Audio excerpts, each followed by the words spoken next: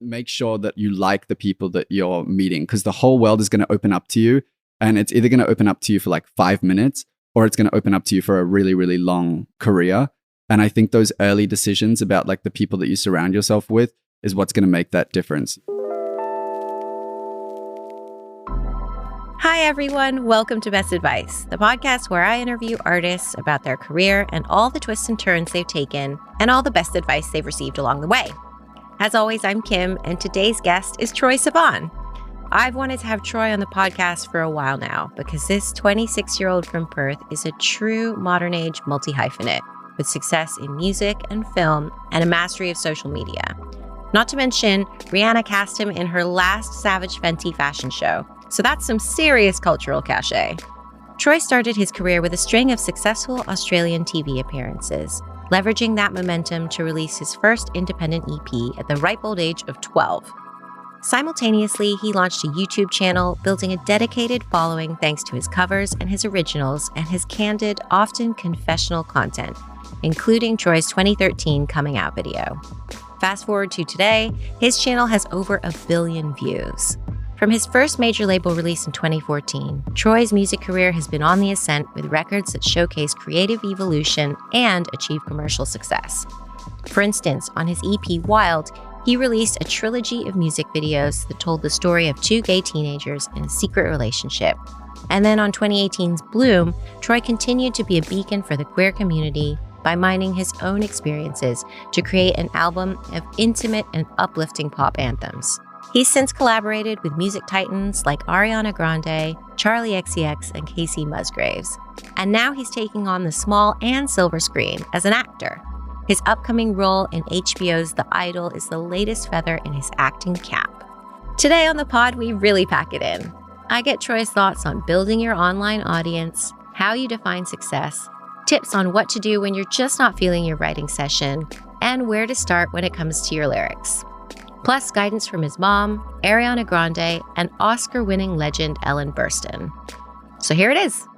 Thank you so much for joining me on the Best Advice podcast. I feel like I've been chasing you down for years. It hasn't been that long, but I genuinely feel like that. No, I feel really bad because I have wanted to make this happen. And then every single time, I'm shooting this thing at the moment, and they literally tell me like, the day before, they're like, oh yeah, you're working tomorrow or whatever. So I have to keep moving it. But today I'm not working. So I'm excited to be here. It's a blessed day. Thank you. Yeah, I wanted to ask you, I'm sure you're not allowed to say anything about what you're shooting, right? There's like been articles and stuff about what it is, I guess. So it's called The Idol, and it's a TV show for HBO with my good mate Abel The Weeknd. Yeah, Cash. Just my good friend, and Lily Rose Depp, and it's Sam Levinson who made Euphoria, and so it's this really, really amazing crew, and so I'm just having the best time. I feel like I'm not working, honestly. Like I feel a bit of guilt because I'm so used to being like with music stuff, you're so kind of in charge, and it's up to you to sort of like get to the studio and just really be proactive all the time. And like I said, they tell me where to be like the night before. I just kind of show up. No one's really expecting me to be making music or anything at the moment. I'm just kind of like checked out of life, and I exist in this little bubble with all my new friends. And it's been really, really fun.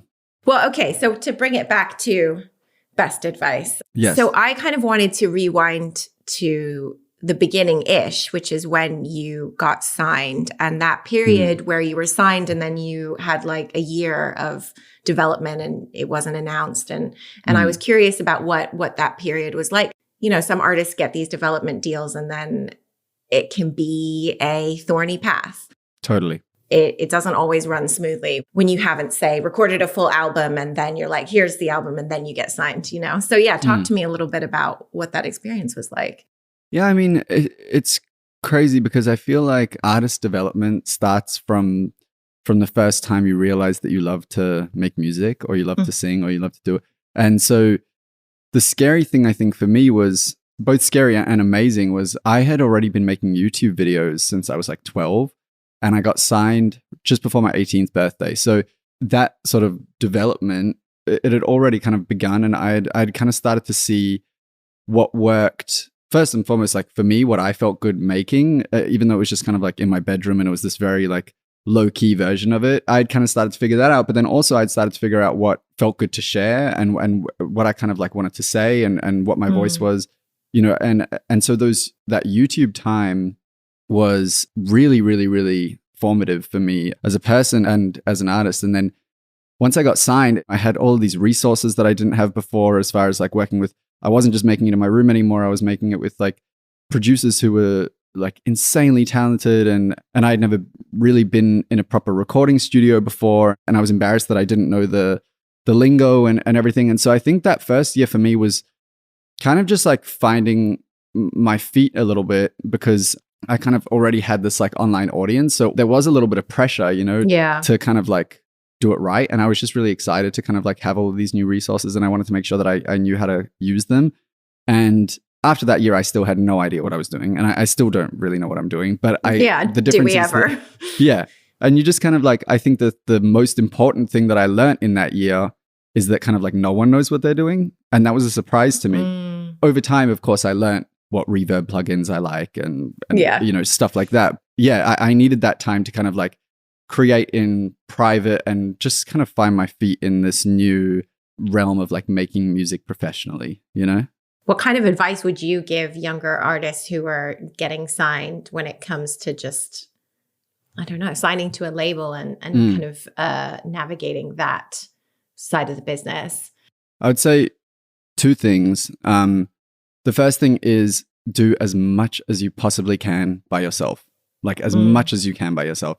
Don't assume that because you're getting signed, there's going to be this crazy infrastructure to, you know, just kind of like make you a star overnight or something like that. It's like, first of all, in a dream case scenario, you're already coming to the label with some sort of pull behind you. You know what I mean? Like I had my YouTube audience. And so that, I think, kind of made the label trust me, I think maybe more than they would trust somebody that they had completely kind of plucked out of obscurity. And so that, I guess, leeway that I had was super, super, super important.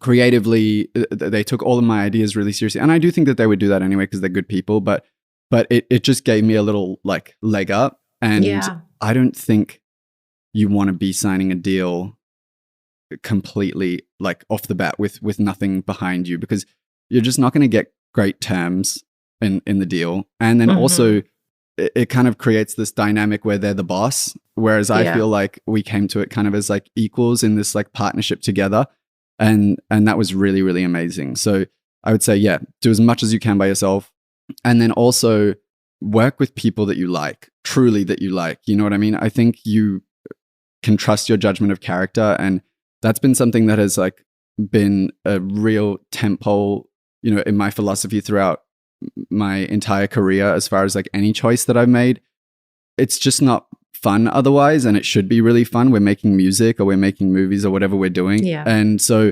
finding good people that believe in you and truly have your best interests at heart, and you know, you don't want to play the short game. You want to be in this for a long time, and so you've got to really enjoy it. And I would consider my managers that I later ended up meeting, because after the EP came out, I came in and did this trip to LA where I met with like all of these crazy managers. Like I met with pretty much everyone, and I've got some really like funny stories of some crazy meetings that I had where people were acting so weirdly. And then I went to my manager's house, well, who's now my manager. Instead of like meeting at some fancy restaurant or something like that, he was like, oh, come over. And he had a couple of dogs, and he was Jewish and I'm Jewish, and he's gay and I'm gay. And Danny was there, and she's my other manager, and she just made me feel so immediately like comfortable. I'm still with them now, and I think I'll be with them for the rest of my life, you know? So it's like finding people that you really, really, really like. Yeah. It's the most important thing, I think. Totally. Don't get wooed by the expensive dinners and the... No way. And the stretch limos. No one's getting picked up in a stretch limo anymore. That's like 1982. No, but you're so right. Like that stuff, even though it's fun, yeah, it's not what you should be looking for in who you want to work with, I don't think. Yeah. What advice would you give an artist who's starting on their journey and looking to build an online presence and profile? Like, how did you initially find your audience? Well, I think the nice thing about online is there's obviously a lot of crazy stuff that happens online, but for the most part, I think it's a really safe place for a new artist. You know, when you upload your first song or your first video of you singing or whatever it is, you're starting completely from scratch. And even though that's a really daunting thing, I think it's a really positive thing because it's like this crash course education. It's kind of like a small version of the industry that you're about to kind of like enter into. You're going to figure out what's working and what's not and what feels good to you and what doesn't. And so, yeah, I would say just start. And like, even if 5 people watch your first video or listen to your first song, who knows, maybe you'll do something a little bit different that then 20 people listen and you've learned something. You know what I mean? That's like the ultimate development deal in my eyes, is like to kind of like do one with yourself where you're like, I'm going to take this time to really learn about what resonates with people and what resonates with yourself. Yeah, that makes sense. That's good advice. Nice. During the pandemic, you lived mostly in Melbourne, and now you split your time between there and LA. I was curious about what other shifts this period inspired in relation to your music and your career and just your outlook generally. Yeah. I mean, I'm not going to lie and say that it was like all positive. I think like through adversity, we learn a lot. And there was definitely times where I was, you know, completely like in the worst mental place I've probably ever been. And through this time, I learned a couple of really key things. You know, the first thing that I did when we were all locked up in our houses was I wanted to make music. And so that showed me, it was like a younger version of myself showed up, where I'm like, even if there's no one to play this song for right now, or no fancy event to go to or anything like that, I still at the core of it love what I do and feel like I need to do it. And so that was kind of like an inspiring moment where I was just like, damn, I'm really doing something that I love every single day. And so that was cool. It sort of recalibrated my idea of success, I think. And for some reason, the default like goal in life, and probably in every industry, but specifically in the music industry, is like more, you know, and you kind of like have to constantly be on this upward trajectory. I remember one time I saw Lauryn Hill talking about becoming a master of something and then becoming a student again, and then becoming a master of that and then becoming a student again. And I think that is such a nice trajectory. And that's kind of like what I aspire to, rather than just like becoming good at something and succeeding in it. And then it's like, well, then what? There's only one way to go and it's down, you know? So it's like, I think for me, it really adjusted what I want from my life and what I actually consider really important. And like, I say this in the least like braggy way possible, but I sort of have everything that I've like ever wanted. You know what I mean? I have my family, I've got a place in Australia, and I get to come to LA and like, you know, make music and have all these weird opportunities like the TV show that I'm on at the moment. And so for me, I think it was about kind of like taking a step back and being like, why am I putting all this pressure on myself to kind of like keep pushing for more and more and more? And I sort of just let go a little bit and did, I feel like I'm reminding myself again, you know, how much I love what I do, and that's why I'm doing it. And it's kind of that annoying thing that people say. It's like when you stop looking for a partner, that's when they show up, you know, like when it's like, oh, I don't need a boyfriend. And then suddenly a boyfriend shows up. Yeah, I wasn't looking for love, and then I turned the corner and there it was. Exactly. Yeah. It's sort of the same thing though, where it was like, for me at least, I feel like I let go a little bit of trying to control everything, and all these like cool opportunities started to kind of pop up, and I just I'm still having such a good time, but now without this like pressure. You know, I feel like I'm chilling and I'm happy, and I'm like, I'm working and I'm happy, and I'm with my family and I'm happy, and I'm like, I don't know, all of these things. And so, yeah, I think it adjusted my idea of what success is. What does success look like for you? Well, I think it's going to look like different things, you know, all throughout my life. Like when I was a little kid, success for me was being in a local stage show in Perth, and that was sick, and I loved every second of it, you know. And then over time, obviously, that kind of like has moved and changed and everything. And one day I think success for me is going to be like finding a job that lets me be at home with like my kids, you know? So it's like, I think it's just going to continue to change. Yeah, constantly evolve. So one of the reasons why I love your music, and millions of people love your music, I'm sure, is because so many of your songs are so deeply rooted in your own experiences, and they're very vulnerable and exposing. Songs like Bloom and 17. And you have said that you found those songs to be the most nerve-wracking in terms of writing them, but also the most rewarding to put out. What advice would you give to an artist with regards to lyric writing, and maybe where to start? Well, my little trick that I do is I say to myself, this never has to come out. If I don't want it to come out, it doesn't have to come out. And I never have to, even if I put it out, maybe I'll make a rule where I'm like, I'm never going to talk about what this song is actually about. You kind of like create that little safety for yourself. And then it allows you to just write what you actually want to write and what you need to say. And I think also just as a fan, I love, my favorite songs are the songs that have the little small details in them that, you'd think as a listener that those would kind of take you out of the moment because it's not as like applicable to your own life.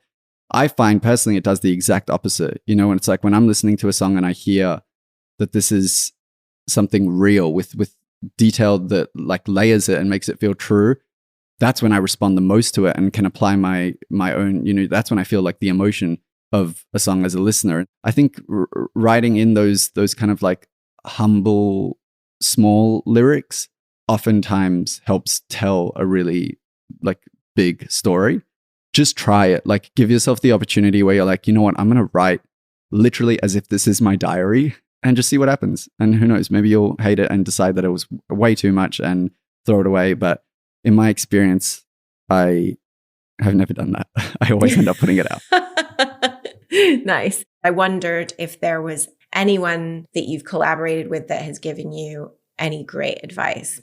So much good advice from so many people, but something that stuck with me, I remember I was either about to go on tour or I was like already on tour, and I was talking to Ariana about touring, and she said, you have to actually like your band and your crew and everything, like hire people, of course, because they're talented, but they have to be good people, because I think for a lot of artists, touring can be some of the darkest times in their personal life. It's a strange lifestyle and it is very isolating. I think if you've got this kind of like 1 foot in, 1 foot out approach of like having FOMO about what's happening back home and you're really missing your friends and you wish you could be at home doing all this like kind of normal stuff, but you're away in God knows where at a truck stop, sleeping there for the night. It doesn't work and it's not sustainable, or it works for a period, but it's not sustainable. And so only once I really kind of like surrendered to it and started to kind of feel this family vibe on tour, I was like, no, this is my life for the next 2 years sometimes. You know what I mean? Like then it shifted and I started to really, really, really love being on the road. And I think that's an important thing for a touring artist. Merch isn't just about commerce. Great merch deepens connection, often tying your music to a special moment in time for a fan. It's an alliance with you and your music that a fan is proud to wear for the world to see. With this in mind, Spotify for Artists has teamed up with Shopify so that getting your merch into the hands of fans is easier than ever. As soon as you're ready to drop new merch, you'll be able to share it with fans and capitalize on your release moments, so they can browse your merch while they stream your new music. To find out more about how to make your artist profile into a virtual merch table, head to artist.spotify.com/merch. What about performing for you? Obviously, you're very at home being in front of the camera, having done all this stuff on YouTube. But then when you were actually in front of a live audience, did it come naturally to you, or did you really have to work at kind of a showmanship and a strut? You do strut. I do strut. No, I definitely had to work for it. It's honestly just not really in my natural way, I don't think. In social situations, I get mortified if like my song comes on or something, or like I don't want to be the center of a room pretty much ever, So I get really nervous and it wasn't something that was easy for me. And then because I'm kind of like a creature of comfort and of habit, I think by like the 10th show on a tour, that's when I feel comfortable on stage, and then you get the reward of like, holy shit, that was the best moment of my life, and I've had those. I've 100% had those moments where it's like, I cannot believe this is happening right now. For me, it's always kind of like this negotiation and push and pull of nerves and anxiety, and what if I puke, or what if I need to pee? Like it's like, I don't know, what if I forget my lyrics or whatever. Yeah, it takes me a second to kind of get comfortable in general. Do you have any rituals to kind of get you in the zone pre-show?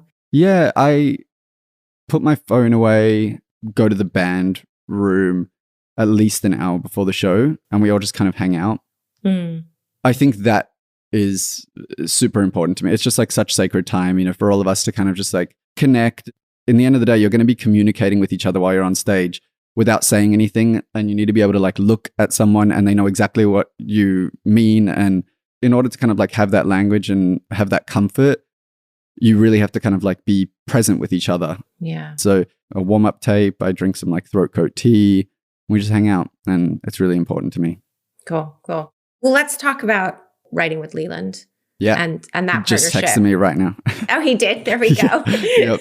I mean, that's not weird because we do text like 100,000 times a day, but yes, he texted it. So he's like, what, your longest collaborator, would you say? I'd say so, yeah. I mean, we've had such a crazy like journey together. I just got signed and I was best friends with Tyler Oakley, and Tyler and Leland had like dated for a second. And Tyler who's Tyler? Tyler's just like a friend. He used to make YouTube videos. So we made YouTube videos together and stuff like that. Gotcha. And so Tyler was like, you should write with my, I guess, like ex-boyfriend. And I didn't really take him seriously because it just felt like he was doing someone a favor or something or whatever.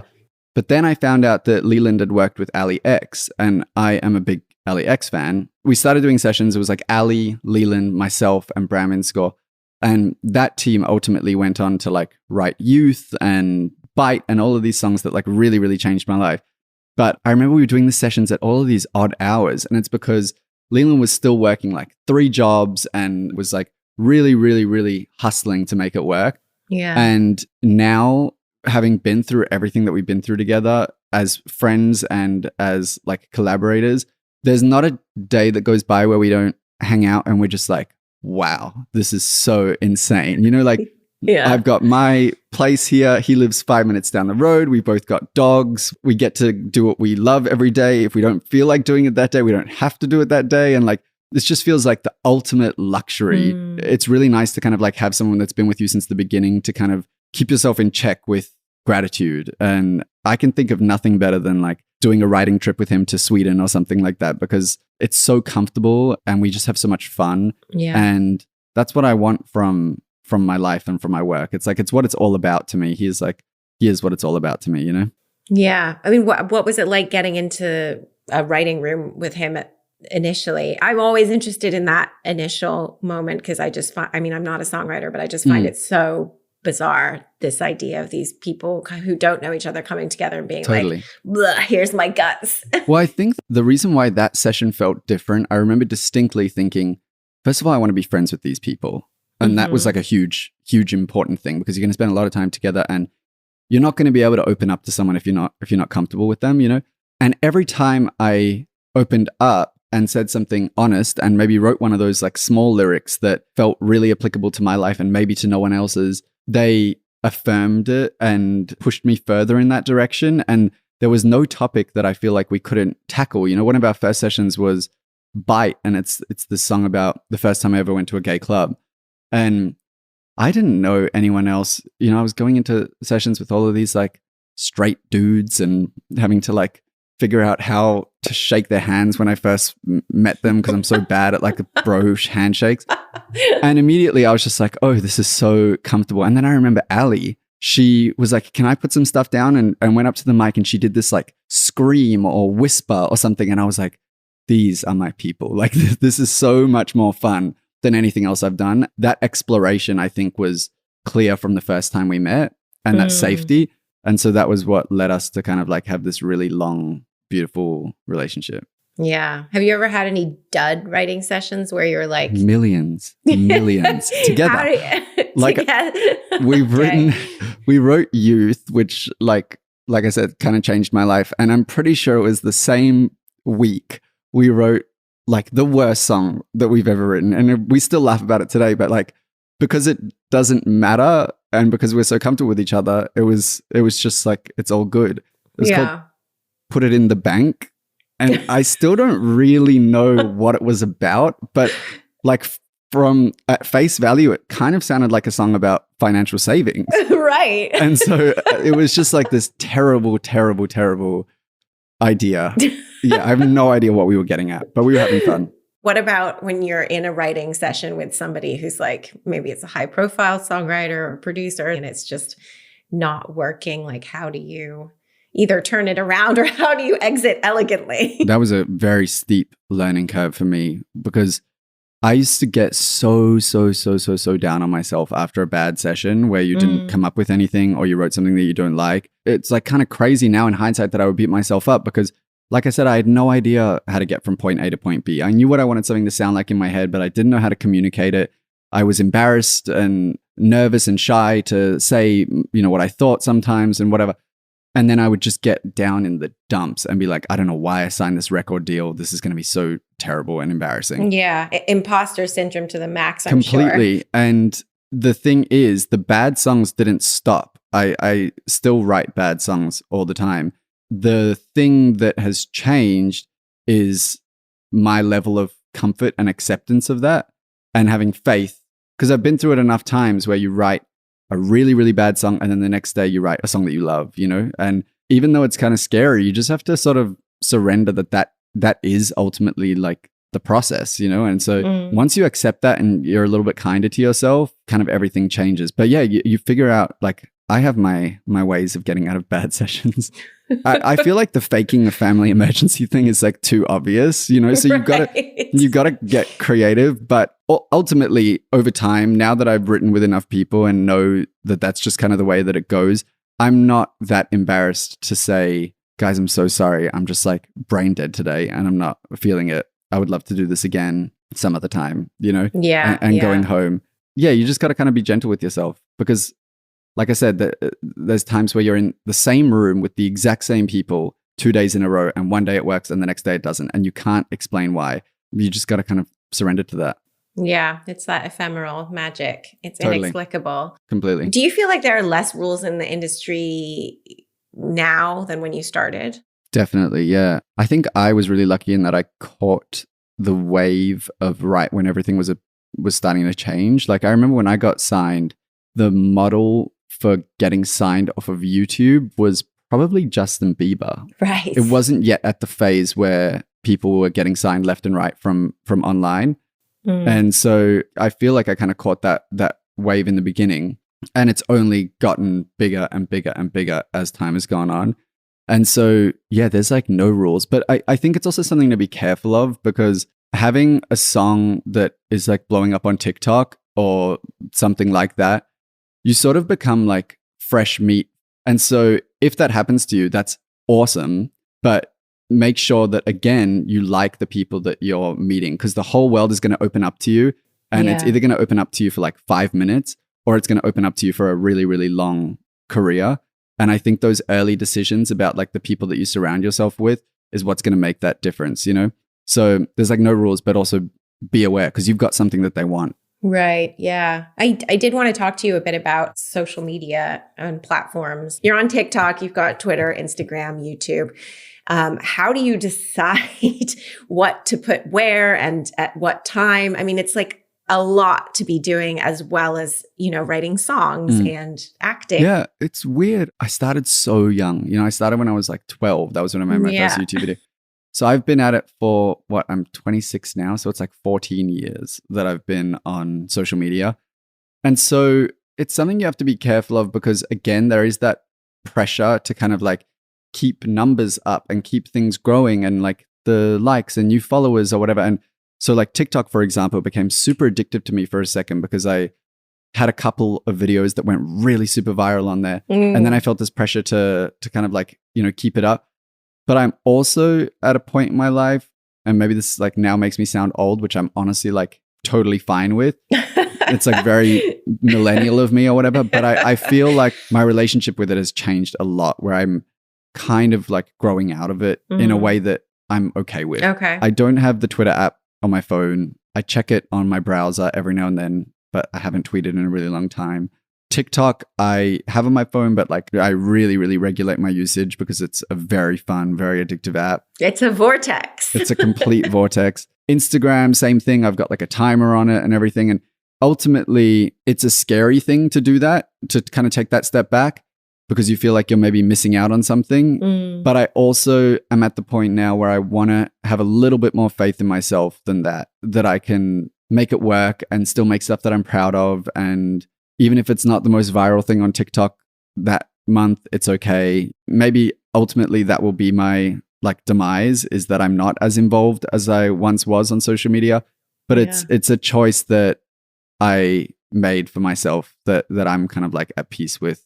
Yeah. If you were rewinding to back when you were all about it, did you spend a lot of time interacting with your audience and kind of cultivating relationships, I suppose? Yeah. And I still love it. Like, it's still so fun. And I highly, highly, highly recommend it to any new artist. I think it's like probably the best thing you can ever do for yourself. I spent heaps of time online. I mean, I was homeschooled and gay. So I'm like, I'm not the coolest kid in the world. And my response to that was to spend all of my time online. And ultimately, that is like what changed my life. And so I'm not saying spend all of your time online, but yeah, lean into it, get on, do your thing, interact with people, and then get off as well so that you stay sane and that you have a meaningful life outside of the internet. But yeah, it's like the greatest tool in the world, especially for a young artist, I think. Hey, so I imagine you're listening to this podcast because you're an artist yourself and you want some insider tips, insights, and general advice from artists you respect. One aspect of the business we sometimes discuss on Best Advice is rollout strategies. When you're dropping new music, you want to give it the best chance of getting heard. It's all about reaching the right listeners at the right time. That's why our team at Spotify for Artists built Marquee. Marquee is a marketing tool for turning listeners into bigger fans of your new music. With Marquee, you can send full screen recommendations of your latest album, EP, or single to the right fans as soon as they open the app. Listeners who see your Marquee are twice as likely to save your tracks, making it a better way to develop your audience than trying to drive streams from social media. To find out more, go to artists.spotify.com/marquee.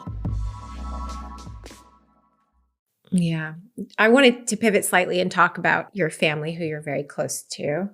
I'd love to know if your mom or dad or sister or anyone had ever given you any good advice. And it doesn't have to be to do with music. It could just be to do with being a good human or life stuff, love stuff, whatever. My parents invested so much time into us when we were kids. And I know that that's a luxury, like my dad, when I was really little, my dad was like a plumber and he was working, all day and stuff. Still, I remember we would go for bike rides like every weekend, pretty much just me and my dad. I mean, it sounds kind of weird, but I don't really care. We would, every Friday night, my 3 siblings would sleep with my mum in her bed and I would sleep with my dad.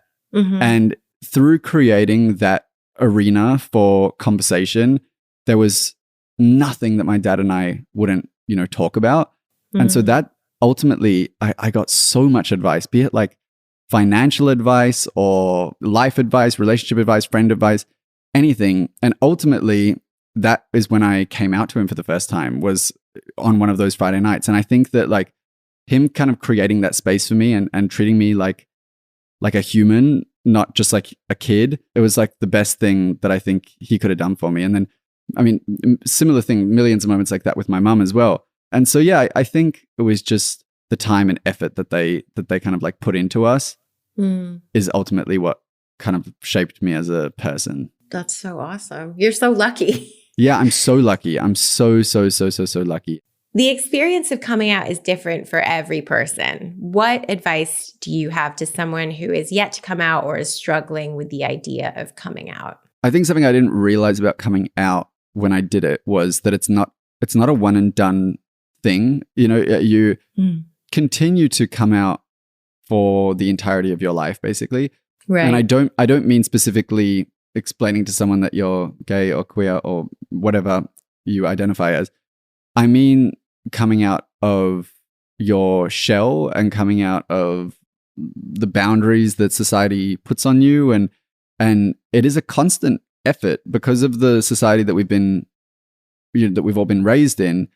It takes active effort, I think, to kind of like defy those things.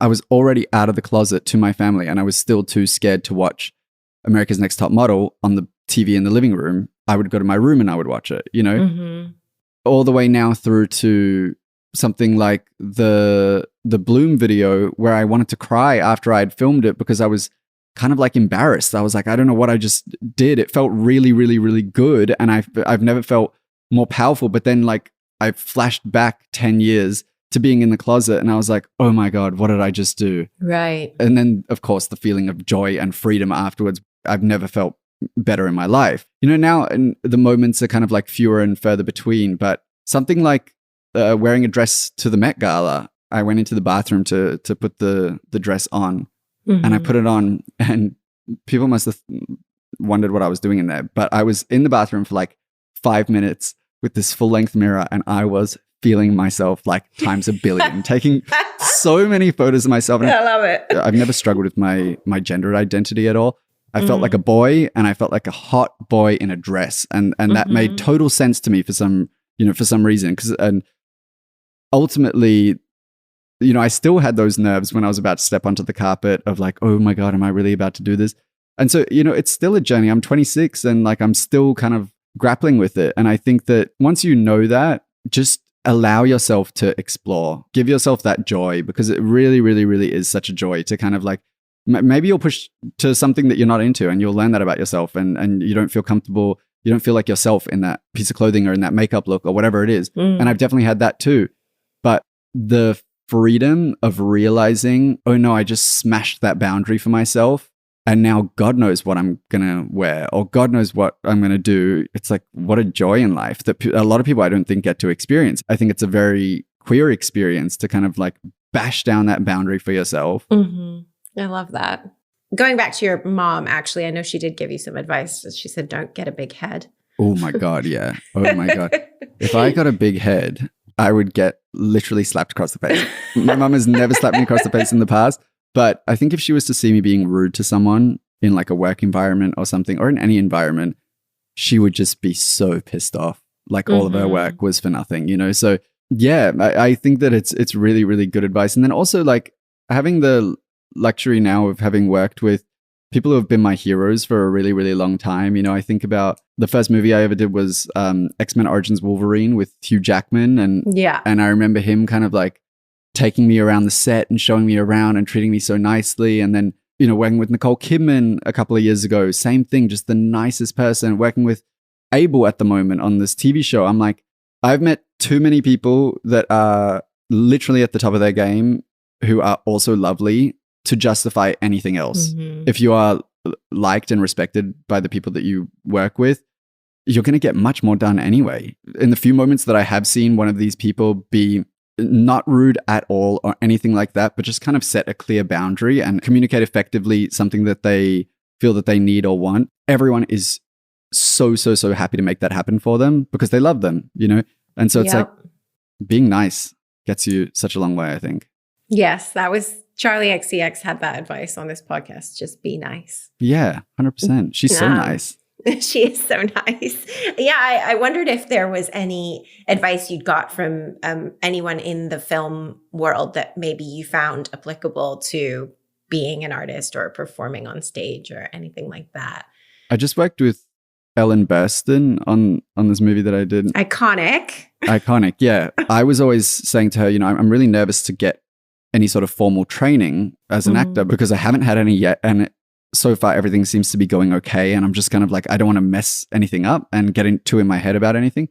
Her advice was the training does the opposite. It allows you to rely on your instincts and to trust because you've got something to kind of like fall back on. You know, it's just like the training is there to kind of keep you present and to keep you, you know, in the moment. And so I think that could be applicable to life in general is like, do the work on your own time and invest in yourself so that when the moment does come where something is working for you or something, you know, where you know, play your first show or you are in the studio with someone that you really admire, you've got those skills to fall back on and you've got a little bit of confidence in them, you know, because the chances are you probably already have the skills, you know, you're probably already a great songwriter. That confidence, I think, is really important. Yeah, that's a good translation. I like that. Is there anyone who hasn't given you explicit advice, but maybe their existence or their output or their work has served in some way to be formative in relation to your own development or art or outlook? Someone like Donald Glover. Yeah. who I've never met. Just so like fearlessly multifaceted and seemingly doing things because they're exciting to him and fun to him. And he just so happens to be like insanely brilliant at all of them, which is kind of crazy. Yeah. But yeah, you know, I think I look to people like that who are just like expressing themselves. And I also then think back to the first play that I ever did was called Waiting for Godot. And Sir Ian McKellen was playing, I don't even know, honestly, the name of the character, but he was like the lead, right? There's a little one scene with a boy in it, right? And I did it when I was 15. And I remember I was this close to coming out to Sir Ian McKellen because that was the first time that I wasn't out to anyone yet, like anyone, but I knew that I was gay in the back of my mind and I'd been kind of like thinking about it and whatever. And that was really, I think, a moment where I realized how important representation is because he was sitting right there in front of me and he was successful and happy and gay. Yeah, even though I never actually plucked up the courage to tell him, I think his existence and him being who he is, it was like a moment where something clicked and I realized how impactful that can be. Yeah. Wow. I wonder what would have happened if you had said something. I know. Yeah, I was too scared. There was something that I read on this topic and you said there was some bad advice that you were given and it was around your sexuality. I think you just come out. Oh, yes. Can you talk a bit about that bad advice? So I had just come out publicly and then I think it was like the next YouTube video I made was with Tyler Oakley, who we mentioned before. We were just being two little queens talking about gay stuff. And for me, I had felt this immense weight off of my shoulders and I wasn't being anything but myself in that moment. And that was like the best feeling in the world.